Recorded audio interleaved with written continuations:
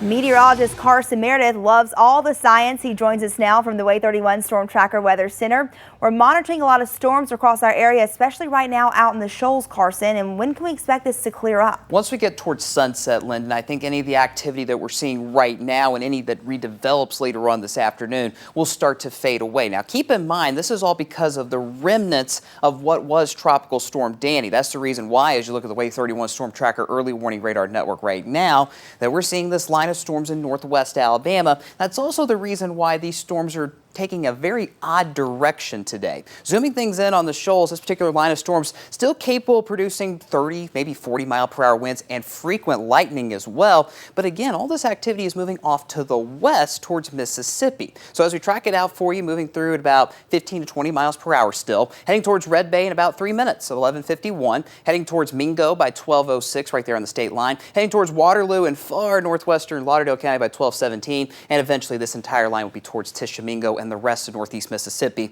around 12:15 to 12:30 this afternoon. Also keeping an eye on these heavier downpours still kind of stalled out. We have to watch this area closely in far southern middle Tennessee for the potential for some localized flooding because these particular storms haven't moved a whole lot over the last 30 minutes. Still tracking that downpour just to the southwest of Fayetteville and parts of Lincoln County. Also tracking that downpour near Ardmore and Giles County, Tennessee. So if you're heading up to Nashville this afternoon, take it slow as you hit those showers and storms north of us right now. Zooming things out just a little bit, we're getting a little bit of a lull if you're not in northwest Alabama or in Tennessee right now. But watch what's happening out in northern Georgia. Starting to see that additional shower development north of Atlanta. Some of this activity could move west again later this afternoon. So we're not completely out of the woods yet when it comes to those showers and storms later on today. So just keep that umbrella nearby. Porter Johnson sent us a nice photo of the shelf cloud rolling through the shoals with that line of storms earlier. This is in Cherokee, of course. If you have any storm photos or any weather photos in the future, send them our way. Share at waytv.com. Share at waytv.com. That's the email address.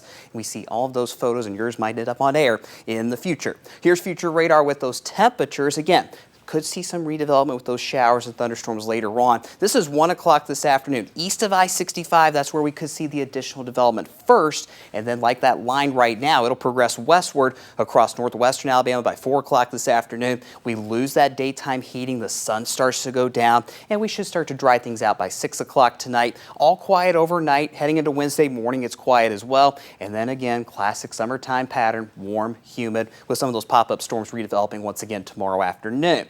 Then by the time we get to Thursday, another cold front makes its way towards our neck of the woods, bringing us widespread showers and storms starting as early as Thursday evening.